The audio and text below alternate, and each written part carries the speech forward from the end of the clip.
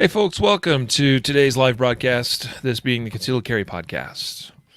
It's Jacob and Riley back together again. It's been a few episodes since you and I were on a show together, so there you go.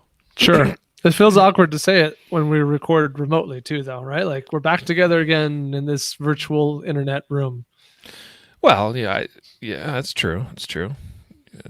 But isn't that like what is the new? I mean, that's the thing now, right? Like people are connecting virtually, and that is almost completely replaced personal contact. I was talking to I have a brother I was talking to today, and he says that working from home, he spends 4 to 5 hours a day in video calls. I believe it, though. It's crazy. It's a lot. Yeah. Yeah.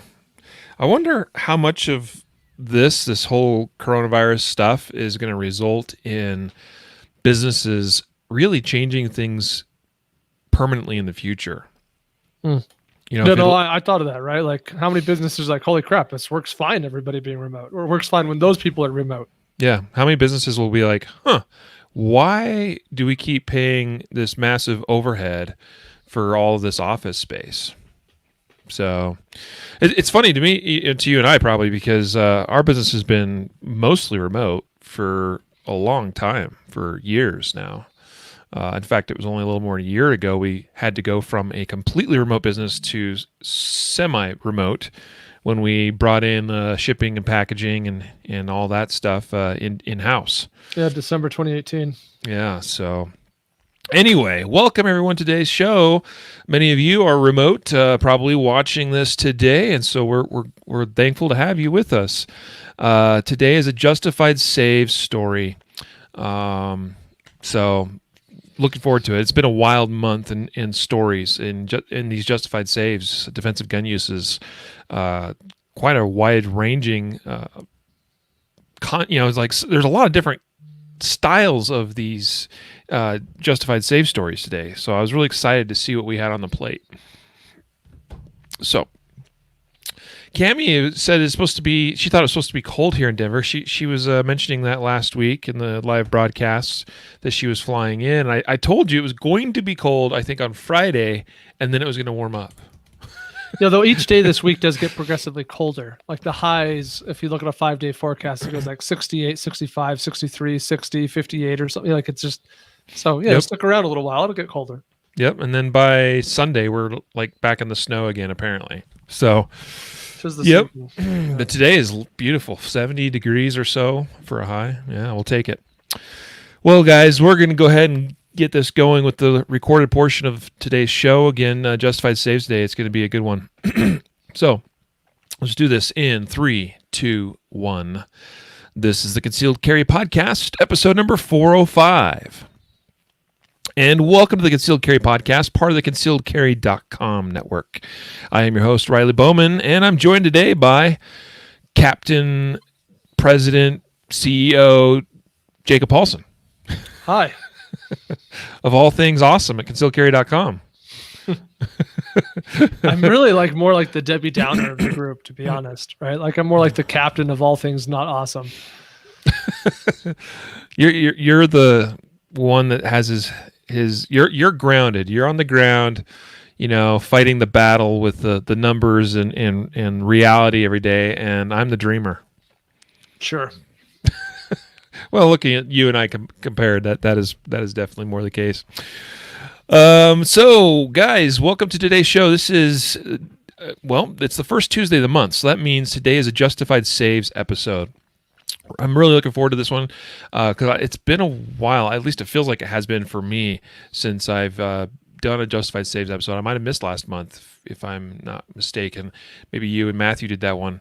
I don't know. Maybe I'm completely mistaken. It just feels like it's been a while. And so we have a ton of stories today to cover. We'll have to move along pretty quickly. But there's a lot of good ones. There's so many great lessons to be learned. That's why we do these stories. That's why we do this episode. So I'm really looking forward to it and excited for it. But today's episode is brought to you by CCWsafe.com. Man, I'm struggling to get the words out of my mouth. CCWsafe.com those are the guys. We're extremely proud to be partnered up with CCW Safe with everything they have to offer as a self-defense coverage program. And not too long ago, we had Stan Campbell on for our Guardian Nation Live broadcast, and it was a really awesome opportunity to talk to one of the founders of CCW Safe, and to kind of learn a little more personally behind, what's behind their company, what drives them. And I'll tell you, you can find out for yourself. You can go to concealedcarry.com/insurance and read about insurance programs and compare CCW Safe with everybody else. But I think you'll come away with the same thing that I came away with, which is I really think that their coverage is awesome. Not that there's others that aren't good as well, but CCW Safe I think is a remarkable program with good people behind it. So we encourage you to check them out. CCWsafe.com. That's where you can learn more. Also, Mountain Man Medical. MountainManMedical.com. We're proud to have that as part of the ConcealedCarry.com family here. And, trying to bring affordable, simple, but actually useful trauma kits to the market. So that's the driver there is actually useful gear that's affordably priced, quality all across the board. So check out mountainmanmedical.com for your next trauma kit or trauma-related materials. You can get refill kits and things like that too. We're actually seeing more and more orders of that, where people are just ordering the refill kits. They just want the stuff that goes in a kit. So good stuff. Well, Jacob, let's get into our first story today. And this one, as we sometimes do with these Justified Save episodes, starts actually out with a tragic story. This is one that, it could have been a Justified Save story. And actually was, pretty much it was. It just didn't go well for the individual involved. And this is a situation out of Humble, Texas, where a man in the area of a situation where there was police trying to apprehend a violent suspect. It was in the area of a mall, and police responded because this man had pulled out a gun and pointed it at a female companion. So it kind of sounds like it may have been a domestic violence type event. And so the responding police encountered the suspect. He turned and began running away. A man by the name of Brian Marksbury was at the mall with his wife, and he saw everything going down. He decided to help police take the suspect down. So, and in fact, reportedly, he said to his wife, "Somebody's got to get this guy. Somebody's got to get him." He chased after the suspect, but as he closed the distance on him, the suspect turned and fired. Marksbury took bullets, and he later died at the hospital. A sad, tragic ending to a noble man's life. He really wanted to help, and is actually well known apparently in his family that this was the kind of person that he was, someone that was always going to step up and try to help. But it sounds like Marksbury was unarmed, trying to involve himself and trying to help against an armed man, and that's as noble as it may have been, it may not have been the smartest tactical move. Well, and sometimes it's not binary, yes, no. Sometimes it's how, right? What was the approach? I'm on record as saying that coming to the defense of strangers is optional, but coming home to my children is required. So I think we can't always look at these things binarily and say, well, he had the option to either not chase this bad person on foot or to chase this bad person on foot. A person could have met in the middle and said, okay, I'm going to chase this person on foot, but I'm going to do it in a way that maximizes my odds of being in a strong position. So maybe I'm going to do it via car, or maybe I'm going to run, but I'm going to maintain distance to the degree that I can keep cover between myself and them, so that if they do stop and turn and start shooting, that I'm not taking fire directly, right? So this is one of those tough ones because you're sympathetic with a good person who tried to do something, but yeah, when you're just giving chase, running down a street after somebody and they're armed, they turn around and take a couple pot shots. I mean, you might get one of those, and in this case, he did, and it killed him. Yeah, that's right. So was this a situation of a rash decision of someone that just reacted, just saw a situation and went, I got to help, I got to go now, and maybe it could have been a little more tactful about how they did it. It's hard to say. We don't know all the details of this instance, but it's just a good reminder to, I think, put ourselves in check as concealed carriers. My goal as a concealed carrier is not necessarily to be a hero. My number one goal is to, I carry a gun, and I hope I'm trained and prepared to put it into use in a situation that is where it's required to defend myself or a loved one, and maybe, depending on circumstances, depending on the situation, depending on whether I can extricate myself or not from a situation, it might be put to use to help save other people as well. But those are going to be those, this is one of those kind of situations. And of course, the good guy was not even using a gun, but this is one of those times where you've got to really, and you're only going to have a brief moment or two to make this decision. But I hope that you make the right ones. I hope that you do the right things. It's worth quickly talking about citizens arrest stuff. Many people I hear online, in a chat about this would say something like, well, what about citizens arrest? He has the right, legal, blah, blah stuff. Well, first and foremost, remember, just because something's legal, that doesn't make us smart. And just because something's illegal, that doesn't make us stupid necessarily either. But if we are looking at the laws, generally, most states have citizens arrest authority. However, there tend to be kind of two little small variations by state, and one thing that's extremely consistent. The things that might be variable by state is whether or not you have to witness the crime, or if you just have to have relative knowledge that it took place, and if whether or not you only have citizens arrest ability if it was a felony that was committed versus any sort of crime. But the thing that seems to be pretty consistent across all states when it comes to citizens arrest, I'm not aware of any variations. Feel free to call me out if you know of one that this is not the case. But I don't know of any states that give the citizen the right to arrest somebody with the use or threat of deadly force with a gun. So, in this case, yes, this guy was not armed to the best of our knowledge. He's just chasing after him. I assume his plan is to tackle the guy or something. But if you're thinking, well, if he'd had his gun, you should note that chasing after somebody to help the police out with your gun in hand is likely illegal. So something to think about. Well, that's an interesting one. Yeah, we're going to have another story too that comes up here. I don't remember exactly where it is. And actually, it might be the next one here. Speaking of which, we got a story out of California, Fresno, California, which is more central California, which is where we see more of the concealed carriers in California. North central California, where California doesn't have a statewide shall issue requirement per the law, but it's up to the various counties and their sheriffs as to the policy that's followed. So we do see more and more concealed carriers issued permits in the north and central parts of California. But in Fresno here, one man has been hospitalized after he fired a shotgun at officers in a neighborhood. This story, it gets a lot more complex than that. So you got a man with a shotgun. Apparently, police tried to stop him as he was speeding through the area in a vehicle, but he, instead of pulling over, he took off. And of course, then you have a little bit of a vehicle chase that ended up with that individual's, the bad guy's vehicle wrecked.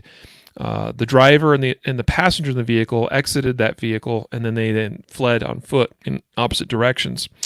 The driver grabbed a pump-action shotgun and turned and fired a few times at police officers who were still pursuing him. They returned fire, but it appears he was not hit, or at least he wasn't stopped. He then turned back around and continued running away. He continued to run, it says here in the story on concealedcarry.com, until he was confronted by a citizen who was unaware of what had just happened. Okay, all he knows is this is a crazy situation. So you got a concealed carrier. He just sees a guy with a shotgun running at him. So he draws his gun and fires once at the suspect. The suspect drops to the ground, but then gets up and continues running. He then entered an apartment complex where he was tackled from behind by yet another citizen who then held this man in place until police could again arrive and take this man into custody. He had a single gunshot wound to his chest. So then they're unclear as to whether that was the cops that shot him or the good guy, the CCWer that shot him. But crazy story. So again, we have a situation now. This was not the context is a little bit different because the civilian in this case was not necessarily trying to help police. Like, he doesn't know what's going on, right? Maybe he heard the gunshots, because I don't know how far this man ran before he bumps into the concealed carrier, but all he knows is he sees man with shotgun running at him, and he just feels like he's got to act. So he does what he feels like he needs to do. And fortunately, shortly after this situation was resolved with nobody else getting hurt, very, very, very fortunate. And wow, what a kind of a crazy story. I mean, just how quickly things can turn, and go sideways. Both in terms of the cops. Cops think, hey, I'm just going to get this vehicle stopped, and then next thing you know, they're being shot at. And then, it just keeps going and going and snowballing from there. Yeah, the context-free version of this is you're hanging out in your front yard and you see someone running in your general direction holding a shotgun. What do you do? Right? Like that's the, without any context, that's the perspective that you have in this scenario.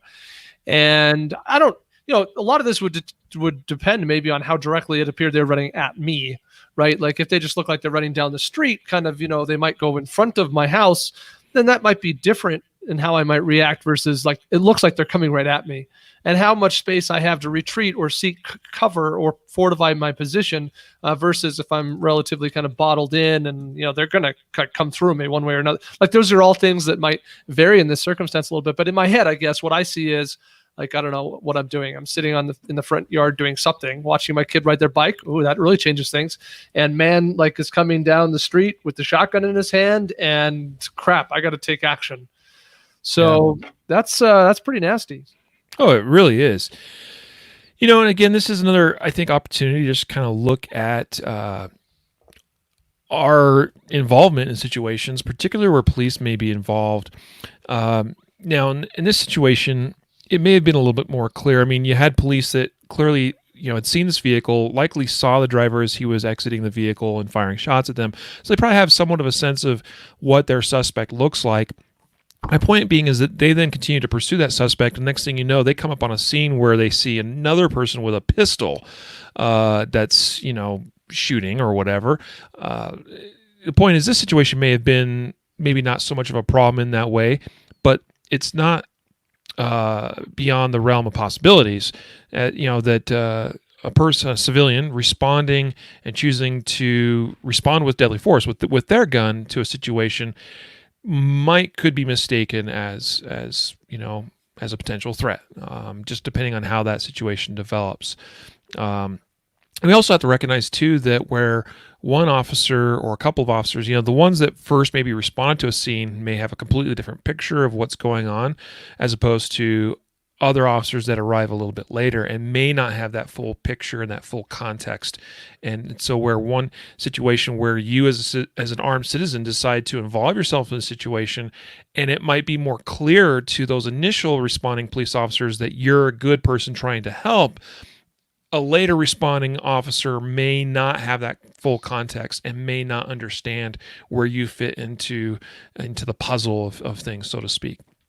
So just, additional food for thought is as we kind of talk about these citizens involving themselves in situations, particularly where police may also be involved or may soon be involved. It's just a good reminder of being careful and making as smart of judgment call as we can. Here's one interesting thought for you on this one, Riley. I'll let you respond to my question. Let's say you're this citizen and some dude's running towards you with the shotgun and you fire. Okay, let's just assume that's happened. Okay, fact. It happened. You fired. He fell to the ground and is starting to get up. What do you do now? Do you let him run off? Like, I'm trying to understand that mentality, because if I thought my life was threatened enough to fire in the first place, and this guy goes down with the shotgun, when he stands up with the shotgun, I think I'm still pretty threatened. So that's the other thing that is a little bit unclear to me. And maybe it's because I fired once and then I retreated and went and found cover or something. But I guess if I felt bottlenecked enough that I felt I had to fire the first time, I'm not letting this threat get up with a shotgun if I'm still in danger. Yeah. And it was a little unclear if this guy, like, he fell and he dropped the shotgun as part of that, and then he got up and ran without the shotgun. Like, that might change things a little bit for me, Yeah, that like, could be. because I think the right answer, even though there's probably some people out there that would disagree, I think the right answer is if this guy drops his gun and then just takes off without the gun, that you probably ought to stop engaging him with gunfire. So that would be a determining factor potentially. Yeah, but I agree with you. Fire one shot and then you're like, now what? Like be ready to continue engaging. I don't know if this is a training thing. I don't know if this is this person was just surprised, was maybe even surprised or shocked a little bit by their actions themselves of drawing and actually firing that gun at a person, and then kind of having taking pause and being like, wow, like did I just do that? Who knows? But we have to be ready to stay engaged in the fight, because I mean, again, this could have been a situation where this Good Samaritan got injured as well or killed, just like the last one that we were dealing with. So crazy times. Yep. Out of Texas or Fresno, California. Texas first and then Fresno. All right, Jacob, maybe give us a rundown on this story out of Chicago. Concealed carry holder wounded by gunfire shoots 16-year-old gunman in West Side attempted robbery. All right, it's just before 7 a.m. and you're walking around in the 600 block of North LeClaire in Austin, apparently. And you're walking along, and a group of dudes, 3 to 5 of them, that's not very specific, but that's what it says, 3 to 5 people come up to you and demand your money and belongings. Okay, so I don't know if maybe you're walking to work, or maybe you're just out walking the dog, or maybe you just like taking a jaunt at 7 a.m. But you're out for a walk, and these people approach you and say, hey, give us your money and your stuff, your watch or your ring, or I don't know what belongings they ask for. And in those moments, you're trying to decide what to do. Right around, as you're kind of having some sort of back and forth, or maybe right immediately as you're trying to decide what to do, one of these suspects, who happens to be a 16-year-old boy, pulls out a gun. Okay, and in that moment, what do you do? Well, let me tell you what happened in this story. Our 29-year-old concealed carrier, in the moment he sees the 16-year-old boy pulling out his gun, our concealed carrier draws his gun and immediately exchanges gunfire with the group. So what happens then? What's the outcome? Well, our concealed carrier, the 29-year-old who was out for his stroll at 7 a.m., he gets shot in the leg. Okay, he's in stable condition. The 16-year-old was struck twice in the abdomen and taken to the same hospital and is in fair condition.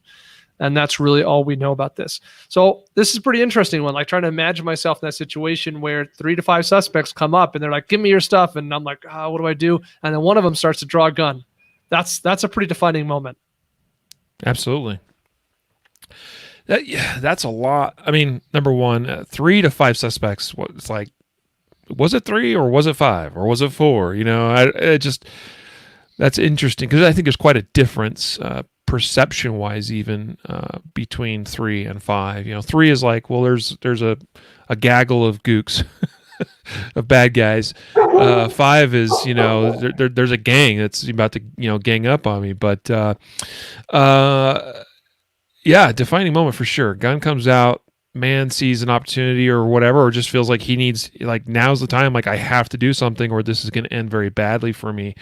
Remarkably to me, this is in the last line of this story from the Chicago Sun-Times, says that this boy was struck twice in the abdomen. So kudos on this concealed carrier, on the CCWer, for making at least 2 of his hits count. We don't know exactly how many shots he fired, but he obviously made some of those rounds count. Now, abdomen shots not nearly as effective as high center chest if we're looking for trying to put a stop to the threat pretty quickly. But regardless, it seems likely that once shots started firing, that people started scattering, and the situation was ended. But again, there's 2 other remarkable things here. Number one, the CCWer was shot in the leg. All right, so we've talked about this many times on the podcast. Just because, I mean, like we got to make sure that we are prepared in our own mindset that if and when I decide I'm going to take action, I'm going to fight. I'm gonna go all out and fight until I can't fight any longer, regardless of what happens, even if I'm struck or injured myself. But we also got to we got to accept the reality that there's a high probability that by choosing this course of action, I am going to get hurt, and that injury could be pretty severe. So, are you willing to deal with that aftermath? Are you carrying something as simple as a tourniquet on you? This guy was shot in the leg.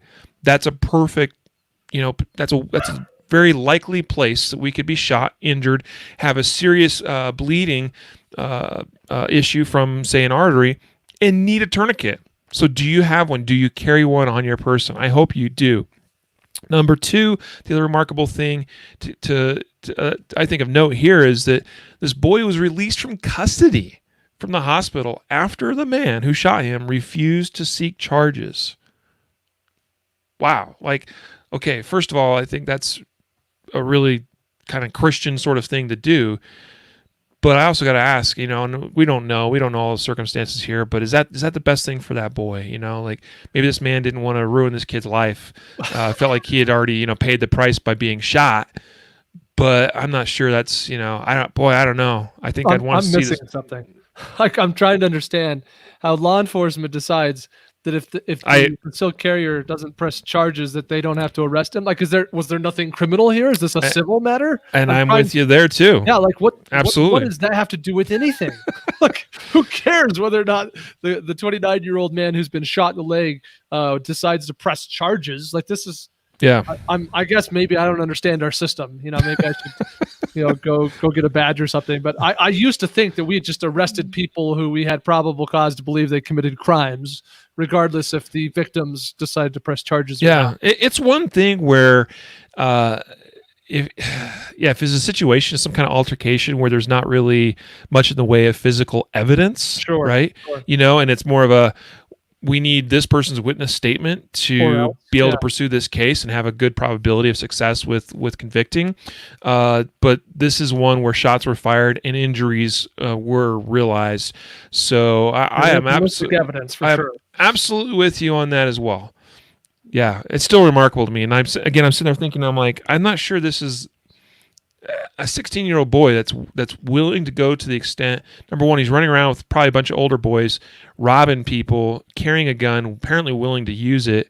Wow, that's this is not just a 16-year-old kid that's just got mixed up in things. He's the one that's packing the gun, that's loaded, so it's ready. So I don't know, quite a interesting story there out of Chicago. By the way, speaking of Chicago, we see more and more stories out of Chicago. We have one a little bit later here as well that just, I've been following this stuff for a few years now, and it just amazes me how many more stories of success with CCWers out of Chicago that defend themselves from all kinds of violent things. And a few years ago, that you didn't read that often. You didn't come across these type of events that often. What that tells me is you likely had far more instances where people were robbed, beaten, raped, or killed, where they otherwise might have been able to defend themselves legally, if concealed carry had been an option sooner in Chicago. So. Just remarkable how many, it seems like every Justified Safe episode now we have at least one, and it's not unusual to have two stories out of Chicago alone. Yeah, if you're a criminal, now would be a good time to leave Illinois. I mean, I definitely would move to somewhere else.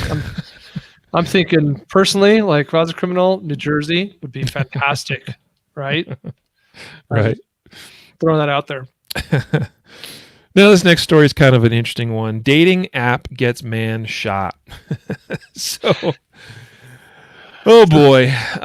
So you have this headline. Yeah, this man in Atlanta, Georgia, meets a woman on a dating app, makes arrangements for her to come to his home. She doesn't show up by herself. She shows up with a female friend. I don't know if this guy at that point's like, oh, hey, wow, okay. But after these two women come in, a man armed with a rifle sneaks inside the home. That man is startled by the homeowner's dog. And that's when the homeowner realizes something's up. He grabs his gun and the two start shooting. It says after a brief exchange of gunfire, the suspects fled the scene, but not before wounding the homeowner in the leg. So here's another instance. We just had the last story where the same sort of thing occurred, where the good guy was wounded in the leg, fortunately just in the leg, but again, where's your trauma kit? Where's your tourniquet? This is a situation where gunfire is exchanged, the bad guys take off, and now you're the only one left in the home. Where's your communication device, right? You need to be calling for help. You need to be potentially self-administering medical aid to yourself. So you see where I'm going with this? This is why we need a good solid plan. The plan is not just, hey, I carry a gun, right? And how many of you actually carry that gun all day long, everywhere you go, in everything that you do? A relatively low percentage of CCWers actually truly carry every day, EDC, right? So, I'd like to think more and more of you are taking this journey with me and really taking EDC seriously. But so again, the plan is not just carrying a gun, but what else? Communications. We got to be able to call for help. We got to be able to get that help on its way. We might need to take care of medical aid to us or to someone that we care about. So I'm not concerned so much about rendering aid to a bad guy that I just had to shoot, right? Who may have just then shot me as well, right? I'm concerned about myself or my loved ones. So anyway, and this is such an interesting circumstance, how this one even came to be. So there's obviously, increased risk. I mean, there's increased risk anytime we're meeting with people we have no idea who they are, whether it's Craigslist, whether it's Facebook Marketplace or whatever, whether it's these dating apps. So got to have a solid game plan.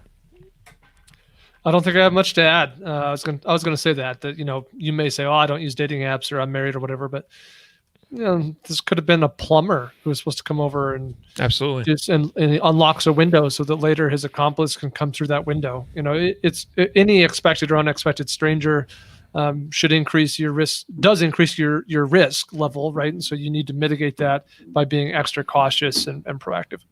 Yeah, I'm reminded of our complete home defense video training course, where there's a whole section in there about handling strangers that may come to your door, which sometimes has to happen. You're exactly right. You call the plumber or the HVAC repair guy. You got a furnace that's gone out or whatever, and odds are most of the time those guys are not there to do you harm, right? You probably are calling a vetted business or whatever it is, but there's a whole section in that video course about that. But this also reminds me, how did this other guy get into this dude's home, right?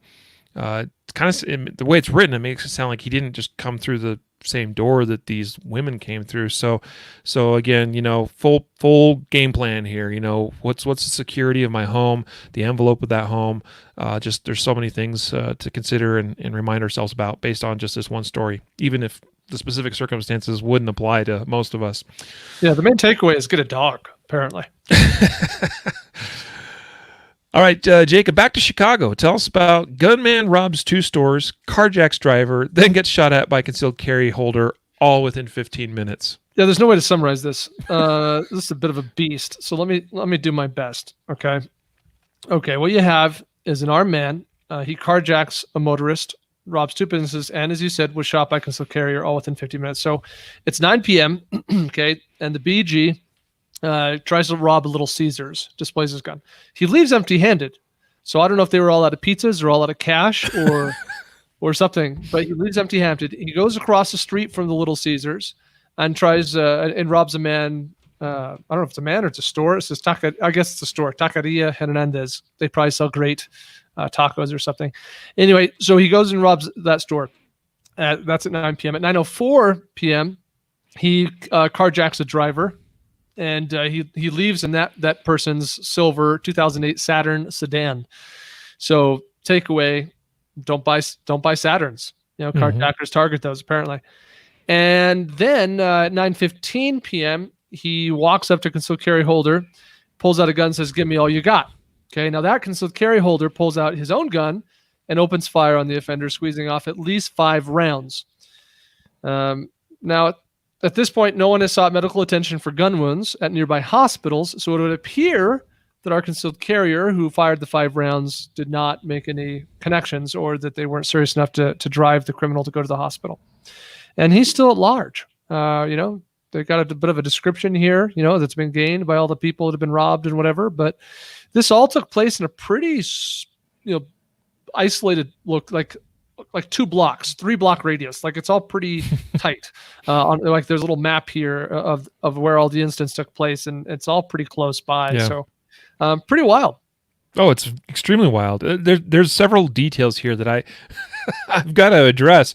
First of all, I'm reading the story along as you're going through everything, and I'm like, what is the relevance? Because it tells us that the man carjacked a vehicle, right, and gets away with that vehicle, and then it says that vehicle has a license plate, and they give us the license plate number. I'm like, what relevance does that have in the reporting of this story when this is already done and over with? Like I'm guessing they're not still searching for this vehicle. They don't say that, right? Like this man was chased off by the concealed carrier or whatever. But then I realized, what's the license plate number?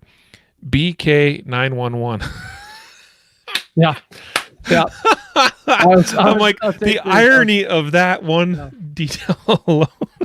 And they don't point out anything else above and beyond just mentioning that it ends with or it includes. How did they word it? I can't remember. Yeah. Begins with BK911. Burger King 911. Here's another thing too that jumped out to me. Says that the suspect, the man that apparently was committing that was the primary offender, wore a black hoodie and a mask over the lower half of his face. Says in another part of the article that the robbery victim says that the robber was accompanied by a black male who wore a camouflage mask. So it appears we actually have 2 suspects here, both trying to obscure their identity, wearing masks and stuff. And this brings up actually a really valid point. We're at this place right now in our society with COVID-19 and everything, and the federal government and many state governments encouraging the people, us, to, when we go out in public, when we do have to go to the grocery store or whatever, that we should wear a mask. So what kind of problem does this potentially present for us from a defensive context where everybody's wearing a mask? I mean, what do you think? I mean, I kind of look at it as like, if I see a masked person out in public, right, just for no apparent reason, and it's apparent based on their body language too that they're trying to conceal themselves, they're trying to conceal their identity, they're trying to maintain a low profile as they're looking for that opportunity to strike or whatever it is. That's suspicious to me. But now we have a situation where more and more people are actually, and you see a lot of what might look like bad guy masks because people are trying to improvise face masks as they're going out in public. What do you think, Jacob? I think that you have to look for other signs and signals, right? In this case, person's also wearing hoodie and running really quickly and looking behind their shoulder and has a gun in hand. Right. So I think we got to look above and beyond just the mask. But I think, it's certainly relevant to say that circumstances can change, and what previously would have stood out as suspicious in and of itself, and now in and of itself is no longer suspicious at all, only when combined with other circumstances. But I don't know. I guess I keep putting myself in this person's situation, our concealed carrier, right? Because that's how I'm inclined to approach these kind of stories in the analysis and say, 2 people are running, come up to me. One of them's got a gun. They ask for all I got. They're pointing the gun at me. And I'm at a loss to why our concealed carrier drew their gun and fired. Now, in this case, it seems to have worked out relatively okay. Like, the concealed carrier doesn't appear to have been shot or injured or anything. But, we have the good old saying, right? You don't draw on a drawn gun, or, can you beat them to it? And we had another one, right? The last story we reviewed, or was it the story before that, where basically the robber, 16-year-old robber, went to draw the gun, and the concealed carrier drew his gun at the same time. So having a sense for how quickly can I get that gun out? What's my window? How much of a distraction do I need to have my opening, and can I get it done quickly enough? But more importantly, I think that this is also an acknowledgement that there's this tendency when we draw that gun and we're heart's pumping and the adrenaline's doing its thing, to fire 5 shots at what must have been a pretty close distance and not have a single connect so far as we're aware, that's concerning for sure. Absolutely it is. That's 5 rounds unaccounted for. Yeah. So we got two attackers, one with a gun, close enough to demand my valuables, and I draw and fire 5 and don't get one to connect. Yeah. You know what I see sometimes as I've reviewed various video footage of similar situations. I'm talking about, and a lot of times it's going to be officer involved, but because of the nature of so much of their interactions being recorded on video these days. But the thing that I commonly see when guys miss shots, I think, is that they start taking shots before they're really ready to take shots, meaning that the gun is not quite yet even sometimes up on a level plane, that the trigger starts getting pressed and the gun is still, basically pointed at the ground or quite low on the target. Not getting the gun up into the sight plane, into our sight box, as Jeff Gonzalez calls it, where we need to be up there where we're actually utilizing in some fashion the aiming of we're aiming the gun, right? So it's usually an indication of someone that's not training or not practicing to a level that is required to achieve that kind of subconscious competence of use of that gun, because that's basically what it requires. You're going to be so focused on so many other things going on that if you don't subconsciously get the gun up and to where you're able to actually use it effectively and aim it, that's a problem. You need to be able to do it subconsciously from the actual use of that gun, right? So crazy story, and I'm with you there. That those 5 shots, boy, we've got to expect better, I think, of ourselves, right? So I know some listening or reading this story might look at it and go, it's concealed carrier, no harm, no foul, nobody else got hurt. He still solved the problem, meaning that he scared off the bad guys, like no big deal, right? But and I recognize that we're not all professionals. In fact, few of us are, if very many of us at all. So how high is that standard, or how high should that standard be? Well, I think we should always be striving for a higher standard, no matter who we are. Well, along those same lines of training, another thought that I had is 5 rounds is a lot of rounds. It would appear that our BGs did not return fire. That we know of, right? Right. Our best estimate here is that they probably turn tail and run. And so having the control when you draw that gun and you fire to know that I don't need to keep firing anymore. My shots aren't impacting. They're running away. 5 shots, a lot of shots. I mean, that's quite a bit of rapid fire, right? Pop, pop, pop, pop, pop, pop. So I guess that's the other thing that's in my head. And, no judging, not knowing the circumstances or anything, but do you also have the wherewithal to be able to control yourself to the degree of, I'm going to fire so far as I think it's necessary and it's effective. And otherwise, I'm going to maintain, my ammo capacity because I might need it, and I'm not going to send off shots that I can't account for, and I don't know where they're going. This is kind of funny. A comment from Matt on Facebook. Maybe the attacker was abiding by the 6-foot rule from the CDC. That's right. Yeah. So it wasn't as close as what we would think normally. That's right. That's right.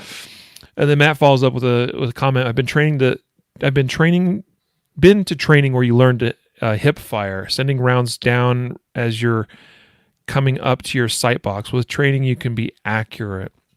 So I would say that I am not aware of. I'm unaware of really any specific examples where I've seen this actually used effectively in a gunfight.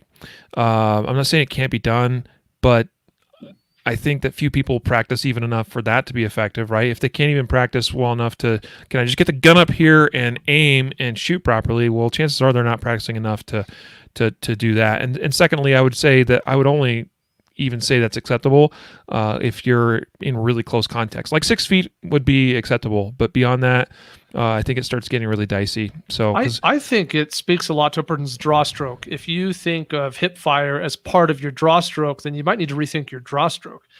Because where I think this might make sense is if a person in there, if in your mind, if your vision, and Riley, we taught a class not too long ago where we had a student, we just could not get him to change it doing this. But if you draw from the holster and you see, your draw stroke as getting the gun from the hip where I have it in my hand to full extension out in front of me, and I'm just going to draw a straight line from point A to point B, and I'm going to push straight out. Then that hip shot, right, where I kind of just clear the holster and I pop and I maybe fire a few as I'm extending to that extension.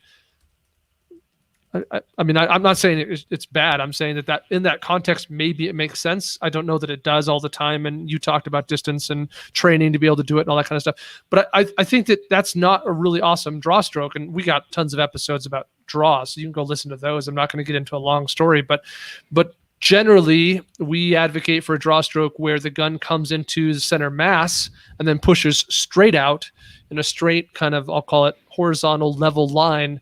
Sort of. It's got to climb a little bit, obviously, but yeah. But so then instead of firing from the hip, I'm really firing from kind of this high compressed ready position in my chest, and that's the equivalent of the hip shot in that other different type of draw stroke. But it's a little bit more controlled now because I already have it oriented. The exact same orientation is going to be when I get to extension, and it's in front of me. It's in my center. So. All the context relative to training and accuracy and distance that has already been given is still relevant, but I think it's also an issue of understanding one's draw stroke. I think it depends on so many things, and there's a lot of different ways of skinning this cat. But I think civilian defenders need to be familiar and somewhat and need to be competent with basically two different methods of shooting. One is from a retention position that is really only intended for when you are basically face to face with this individual. We're talking arm's length distance away, maybe a bit more, right? Again, we're thinking this could apply in these kind of robbery type scenarios, right? So firing from a retention position, which could be a one or two-handed retention. It doesn't really matter to me, but being competent with that, and then being competent with having the gun up, with your eyes aiming down the gun. Okay, so up in line with your eyes. If you can't do those two things competently, then you need to get to work, right? But we should never be quote unquote point shooting, I feel, as civilian defenders. There's guys that advocate for it, that have various reasons for it, but I just don't see any great applicability to civilian contexts, and partly because. Can you learn to point shoot very effectively? Yes, but you need thousands and thousands and thousands of rounds to get very proficient with that. I struggled getting civilian defenders even shooting enough to get proficient with shooting while aiming the gun. So why would ever advocate point shooting is just befuddles me. Anyway, all right, good stuff there though. That's good discussion. Let's see here. Turning our attention now to Charlotte, North Carolina. I'll go through this kind of quickly. We have two teens that are in custody after a series of crimes. Basically, officers reported to residents where shots were fired. It was about 4:30 in the morning. They arrived there. They found basically. Can I have this one, Riley? Oh, go for it. Yeah. Okay, this one's fun. So we got three different crime scenes. So I'm just going to go through these in order and ask you to envision yourself as the good guy in each of these. Okay. So crime scene number one, you're the homeowner and you see a couple of dudes trying to break into your wife's car. And so you challenge them. That's what the word it says. Is he challenged the male suspects trying to break into his wife's car. So while the homeowner is challenging the people trying to break into his wife's car, whatever that means, they flash a gun like, hey, we got a gun, but they drive off in a car. So the homeowner climbs into his wife's car. I don't know why. Maybe he's like checking to see if anything's missing or just, loves that car, that beautiful, wonderful car. So he's sitting in the car and the criminals come back by and basically do a drive-by. They shoot at him while he's sitting in the car. The car is struck by gunfire, but the homeowner himself is not. Okay? So that's crime scene number one. Crime scene number two, same suspects, 15 minutes later. This time, what they do is the suspects pull up, and they're driving around a stolen Camry, by the way, that was stolen back in January. They pull it behind a car that is parked on the street, and they see someone is sitting in this car. So they pull up behind the car and park. They put on masks, and at least one of them approaches the person sitting in the vehicle and attempts to rob this person who's sitting in the vehicle. This person, however, is armed, draws his own gun, and shoots the suspect who confronted them and tried to rob him. And that suspect immediately turns and flees in the getaway car. Okay, that's crime scene number two. Crime scene number three. Okay, It's about 6 minutes later.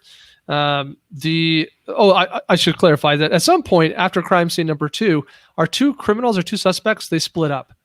One of them is later caught by cops because he just crashes the Camry and they catch him. But the second one is not in the car. They don't know where he is, right? So we move on to now crime scene number 3. What happens here is the second suspect had attempted a carjacking of a woman who had just returned home from the gym and was still in the driveway of her home. He draws a gun and demands her keys, which she turned over. However, her husband sprints out of the front door of the home and tackles the suspect, and a fight ensues wherein nearby neighbors run from their own homes to help. And so they're making sure that this dude doesn't get away.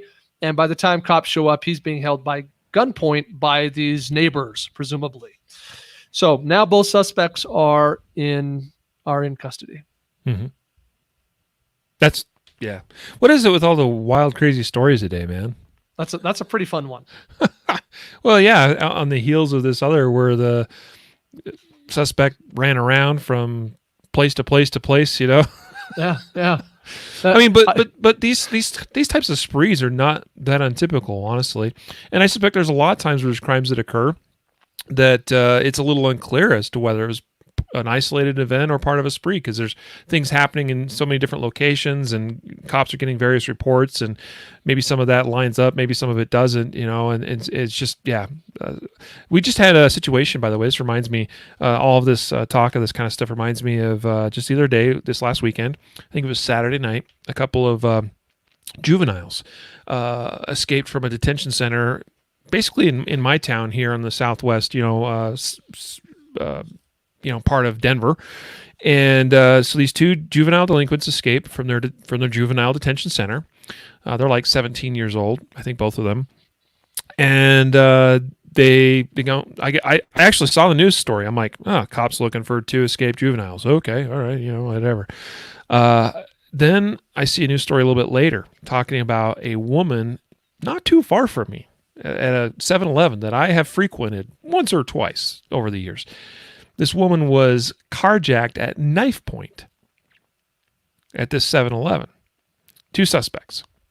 Then it comes out a few hours later that a police chase ensued when police recognized the vehicle that was reported as being stolen. And the vehicle's crashed, and they chase down these 2 suspects and find out it's these 2 escaped juvenile delinquents, right?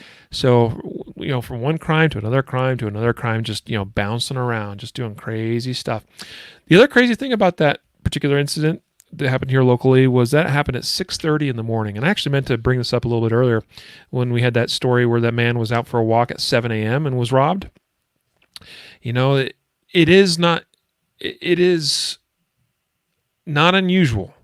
All right. It happens more frequently than we think. So often we think that all of the bad stuff happens late at night or in the early morning hours, but that's not always the case. So, just because it's 7 a.m. doesn't mean the bad guys have gone to sleep, right? So we got to be switched on all the time. Anyway. Yeah, so I'll jump into some quick thoughts. Crime scene number 1 is the broken record thing. Like, why are we challenging people trying to break in a car? Why are we then sitting in that car where they drive by and try and shoot at us? I don't know. That whole crime scene number 1 just makes it's the broken record thing. Like, call the cops, take notes, snap some pictures, and do not confront or challenge the people breaking into your car. And please stop leaving cars out in your street and driveway that have valuables in them and or are unlocked. That seems to be pretty, like, come on. Crime scene number 2, Riley. So this one's our first armed response. Guy's just sitting in his car. Maybe it's warming up, or maybe he's reading emails. I don't know. And, criminal comes up to the window, tries to rob you, draw, and return fire. What are your thoughts on that one? Well, I mean, I'm reminded of, I think it even mentions at the bottom of this article about the whole module in vehicle firearm tactics video course we did, where we basically play out this very scenario, right? I mean, I think it was where I shot through the windshield or through the side window of the vehicle kind of simulating the idea that somebody's approaching you, trying to carjack you or rob you or whatever as you're in your vehicle, and for whatever reason, because maybe you're sandwiched in between vehicles, you're parallel parked, you can't make a quick escape, your vehicle's not turned on, all kinds of things, right? So, we talk in that course about the importance of, we should always consider evading the situation, right? So can I evade, my vehicle is a lot more powerful and a lot more capable than what this dude that's on his feet is. So I can probably get away, if I'm in a situation that permits it, a lot faster than he can probably do a whole lot to hurt me. If that's not an option, then I should, consider maybe using the vehicle as a weapon if necessary, where instead of me using the gun, it's like, can I quickly, maneuver the vehicle and take the threat out that way, as opposed to going to the gun? Because I'll tell you, using a gun within a vehicle sucks. No fun. It's not fun. It's loud. There's going to be glass fragments going everywhere. So you're going to come away with hearing damage, potentially damage to your eyes if you're not wearing any sort of eye protection, as all that is going on inside the vehicle. Plus, it's awkward and difficult to shoot and get accurate shots from within the vehicle. You can't move. You don't have adequate cover. Mm-hmm. So it's one of those things. It's like, well, this guy felt like that's what he needed to do, and we don't know all the circumstances, so we don't know whether he even considered some of these other options or if he had those available to him as options. But what we know is he decided to use deadly force with his gun, and that's the way it goes sometimes. So Yep. I won't add anything to that. And then crime scene number 3, woman's getting out of her car. She just got home from the gym. Props to her, by the way, because this is early in the morning. And, someone approaches her, give me your keys, I'm taking your car. She's like, no, I don't want you to take my car. Husband comes running out the front door and man, I wish I had it on video. Just boom, just bear hug, takes this dude out. Yeah, no, that's pretty wild. Crazy stuff, man. That's a crazy story. Let's go down to Tulsa, Oklahoma. I know earlier at least we had Brian Eastridge watching, and he is the host of the Law Dog Shooting Sports podcast, which is part of our podcast network now. So thank you, Brian, for checking in. And Brian's a law enforcement officer down in, well, not in Tulsa, but in another part of Oklahoma. But this story is pretty interesting. So it basically sounds like you had a woman that got into some kind of altercation in the parking lot involving parking. Oh gosh, how often do we have situations people end up fighting over stupid parking situations? But it happens, and you might do something where you don't even realize you offend somebody, right? Like you're just driving along looking for a place to park. You swoop into a parking space, and then you find out that for whatever reason this other person was planning on using that space, and now they've been offended. No fault on you necessarily, but it could turn into an escalated matter very quickly. Of course, we should always try to de-escalate these kind of situations. There is nothing worth a parking space, right? It doesn't make any sense at all to fight ever over a parking space. But this woman was involved in an altercation over a parking space. She left, and about 3 minutes later, she came back with a gun and started firing at people standing outside the business. Wow, that escalated quickly. The citizen, so somebody in the vicinity with a concealed carry permit, saw her fire, drew, and he returned fire, killing the woman. He was taken down to be questioned and was then released. This was basically an active killing event. Yeah, this absolutely meets the FBI qualifications of what they define as an active shooter event. Yep, and this guy, concealed carrier, ended it right then and there. Bravo, good sir. And this is something I didn't even know about this story until like a day ago, Jacob. And this happened. I didn't know about it till today, until I saw this happened like a week ago. Yeah. So, we're so focused on coronavirus and COVID-19. Like this never even hit the media at all. This is a small, local ABC affiliate in Tulsa with a 5-paragraph reporting on this pretty significant event. Mm-hmm. Yeah, if our armed citizen hadn't been there, it probably would have hit the news. Absolutely. Because people would have. And then we'd be talking about gun control. Yeah, in Tulsa, right. Yeah, remarkable story. And I don't know who that guy is. If he's if he's ever listening to this, hit us up, man. I'd love to talk to you. Podcast@concealedcarry.com. That's our email address. Love to talk to you, because that's a cool story. And he should be recognized for what he did. I think he may not want to be, but he should be, because here's the thing. This is what's amazing to me, Jacob, is we have actual true heroes in our society that do similar things to this all the time. It happens more frequently than we think. And, some of these names we do know: Jack Wilson, Stephen Williford, right? And those are situations that there was no way their name wasn't getting out. But here you have a much more isolated, probably, smaller event, and nobody will ever know this dude or what he did. And he should be absolutely, whether he wants it or not, like, that's a positive hero type thing that I think should be known about, because you hear about and learn about more of those kind of incidents, then you might start impacting public opinion on the whole idea of good guys carrying guns. That's all I got to say about that. Last story, Jacob. Armed disabled woman defends home. Yeah, I remember this one. So basically, what you have is some teens that are armed with at least one handgun. They break a window, and through that window, they reach through to unlock the door of a woman's home at 3 p.m. in the afternoon. Now, prior to COVID-19 times, you might be interested to know that about 80% of home invasions take place between 10 a.m. and 3 p.m. because the criminal assumes that the home is empty. So the resident, which is a disabled woman, she arms herself and fires one shot at the suspects as they're trying to enter the home. Both of them turn and flee. They run. One of them, however, collapses in the grass outside of one of the buildings in this apartment complex. And the other runs to a getaway car where another female accomplice is waiting and is the getaway driver, and they drive off. The two suspects that flee do get eventually caught, arrested, and everyone's been charged. And those two have been, of course, charged with murder as well, since one of their cohorts died on the scene. Yeah. I appreciate this story because here you have a disabled one. The gun is the great equalizer. That is a powerful thing, because you have an individual that otherwise is likely unable to do anything for herself, particularly against two younger, much more able bad guys, fighters, right? That they would, she's able to equalize that whole event and take charge of her own destiny because she's able to have and be armed with a gun. Yeah, good one.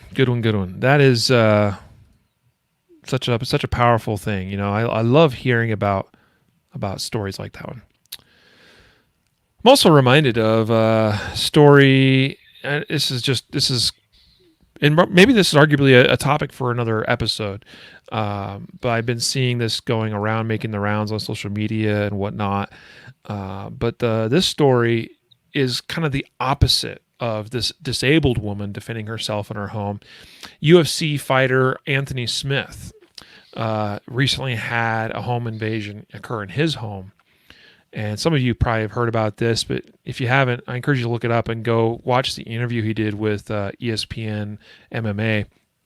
It's a really compelling video where he tells about this whole incident and how he, as a world-class UFC fighter, fighting physically against this home intruder, it was really, really, really hard for him to come out of this event, him and his family, in one piece.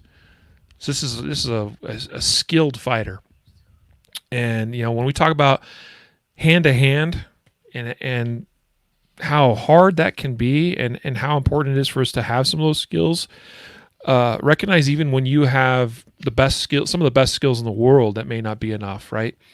And so here you have a disabled woman with a gun, able to affect her own destiny because of that. It's a powerful thing. All right. Well, that's the end of today's Justified Safe Stories. I hope you all got something out of today's episode with this content. I hope that you are coming away thinking a little bit more deeply, a little bit more completely, a little bit more holistically about your personal preparedness, about your personal defense plans, about your strategies and your tactics, both personally, outside the home, inside the home, there's much to know and consider, and to be ultimately prepared. So if you enjoyed this episode, let us know. Hit us up, message us on Facebook, or email us, podcast@concealedcarry.com. We love hearing from our listeners. And also, if you have any stories or topics you'd like us to cover, let us know too, podcast@concealedcarry.com. That's the best way, honestly, to reach us. It's just shoot us over an email. And, Jacob, myself, Matthew, we all personally see those and review those. So, guys, thanks for being a part of this episode today. Again, today's episode was brought to you by CCW Safe, ccwsafe.com, and also mountainmanmedical.com. Now, before we let you go, we need to announce a winner of this week's podcast giveaway. We remind you that each week you can sign up for ongoing giveaways that we've got going on at concealedcarry.com/podcast prize. And this week's lucky winner, drum roll please, Jacob. That was one of your better ones. Thank you. Rory, last name of R. Rory is the first name. R-O-R-Y, last name starts with R. Rory, you will be contacted and notified. This week's winner is getting a Concealed Carry tactical pen from all of us here at concealedcarry.com. So congrats, Rory, on winning this week's prize. Again, we'll reach out to you directly and get this to you. This next week's giveaway is for a $50 SSP Eyewear gift card. That goes a long ways towards SSP Eyewear products. So somebody will be a lucky winner of that gift card. Sign up again at concealedcarry.com/podcast prize. And so it brings us now to a conclusion of another episode of the Concealed Carry Podcast. Thanks for doing this one with me today, Jacob. You got it. And so with that, we're going to let you go. And a reminder to train right, train often, and train safe so you can fight hard, fight fast, and fight true. Take care. A